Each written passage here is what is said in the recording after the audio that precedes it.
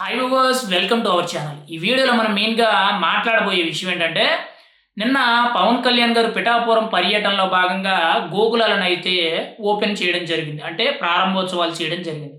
అక్కడ సభా ప్రాంగణంలో పోలీస్ అధికారులకే కానీ, మెయిన్గా ప్రభుత్వ అధికారులకే కానీ ప్రతి ఒక్కరికి కూడా అంటే ప్రభుత్వంలో పనిచేసి అంటే ప్రభుత్వంలో భాగం అయ్యుండి పనిచేసే ప్రతి ఒక్క అధికారి కానీ, ప్రతి ఒక్క నాయకుడు కూడా ఒళ్ళు దగ్గర పెట్టుకొని పని చేయాలి. ఎవరు కూడా లా అండ్ ఆర్డర్‌ని ఇష్టం వచ్చినట్టు కూడా నోటికొచ్చినట్టు మాట్లాడడం, నోటికొచ్చినట్టు రూల్ చేస్తాం, ఇష్టానుసారంగా వ్యవహరిస్తాం అంటే మాత్రం ఒక్కొక్కడికి కూడా తాట తీసి కూర్చోబెడతానని చెప్పి చెప్పడం జరిగింది. అంటే ప్రభుత్వంలో ఉన్నవాళ్ళైనా కానీ, ప్రభుత్వానికి సంబంధం లేకుండా అంటే వైఎస్ఆర్‌సీపీలో ఉన్నవాళ్ళైనా కానీ, లేదనంటే న్యూట్రల్‌గా ఏ సంబంధం లేని వాళ్ళైనా కానీ, ఎవరైనా కానీ ఇష్టానుసారంగా వ్యవహరిస్తే మాత్రం తాట తీసి కూర్చోబెడతానని చెప్పి చాలా ఓపెన్‌గా వార్నింగ్ ఇవ్వడం జరిగింది. ఎందుకు అనంటే ఎవరికీ కూడా బాధ్యత అనేది ఉండడం లేదు. ఈయన ఒక అధికారిక పదవిలో ఉన్నాడు.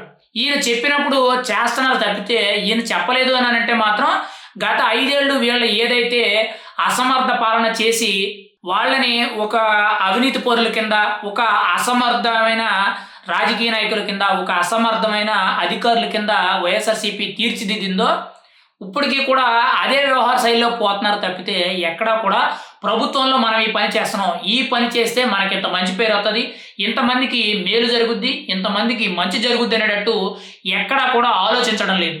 ఎంతసేపు కూడా వాళ్ళకేమొత్తది, లేదనంటే ఎక్కడ ఏ కుట్ర చేయాలి, లేదనంటే వాళ్ళేదో చేసుకుంటారు మనకెందుకు వచ్చిందిలే అని చెప్పి ఎవ్వరూ కూడా బాధ్యత లేకుండా అంటే ఎవరు కూడా జవాబుదారీతనం లేకుండా ఇష్టానుసారంగా ప్రవర్తించడం జరుగుతుంది.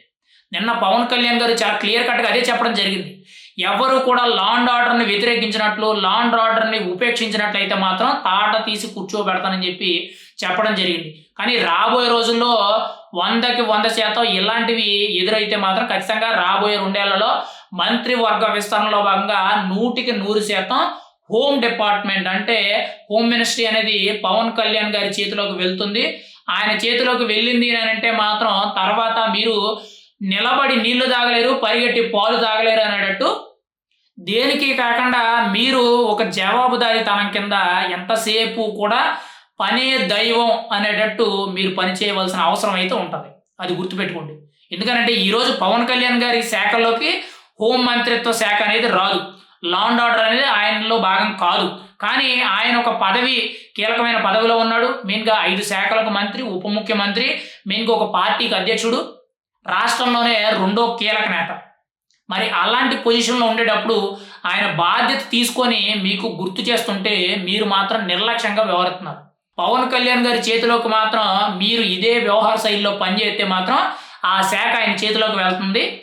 అప్పుడు మీకు ఒక నిజాయితీపరుడైన రాజకీయ నాయకుడు పనిచేస్తే ఇంత దారుణంగా ఉంటుందా, ఇంత దారుణంగా మనం పని చేయవలసి వస్తుందా, ఇంత ఇబ్బందులు ఎదుర్కోవాల్సి వస్తుందా, అవినీతి చేస్తే మా పరిస్థితి ఏంటి, ఎవరైనా తప్పు చేస్తే మా పరిస్థితి ఏంటి అనేటట్టు ప్రతి ఒక్కటి కూడా ఒక్కసారి ఊహించుకోండి. అది ఎలా ఉంటుందని నేను చెప్పడం లేదు. కానీ ఒక్కసారి మీరు ఊహించుకున్నట్లయితే ఆ రిజల్ట్ అనేది మీకు ఒక్కసారి ఇమాజిన్ చేసుకుంటే మీకు చాలా క్లియర్ కట్‌గా తెలుస్తుంది.